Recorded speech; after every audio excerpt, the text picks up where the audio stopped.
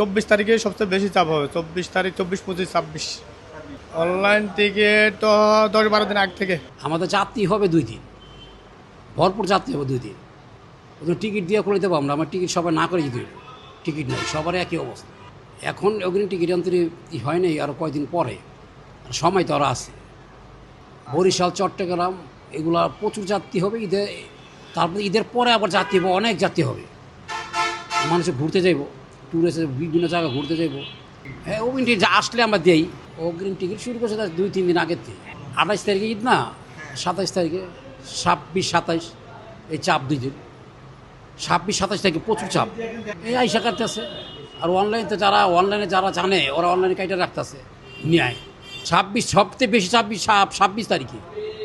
27 তারিখে চাংড়াইত না, 26 চাপটা থাকবে বেশি। একদিন আগে যে বাড়ি যাবো, তারা কোরবানি টোরবানি দিব, ওরা 2-1 দিন আগে বাড়ি চলে যাবো, বিভিন্ন জায়গায় কোরবানি দিব, গ্রামে যাবো তারা। হ্যাঁ, 23-24 এখনও ফাঁকা আছে। ধরেন আপনার অনেকই ফাঁকা আছে, আপনার যাত্রীর সংখ্যা একটু কম দেখাচ্ছে এইবার। এরপরে আপনার 26-27 তারিখ ওগুলা মোটামুটি ফুলই হয়ে রয়েছে। আর পিছনের সিটগুলো খালি আছে, ওই আই লাইন, জে লাইনগুলো খালি আছে, ওগুলো হয়ে যাবে, আপনি রানিংয়ে হয়ে যাবে।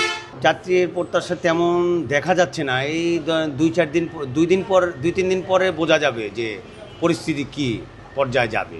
ঈদের পরে আপনার ট্যুরের এই যে আপনার সেল ভালো, যারা ট্যুর যাবে না আপনার কক্সবাজারের বাইরে ঘোরার জন্য,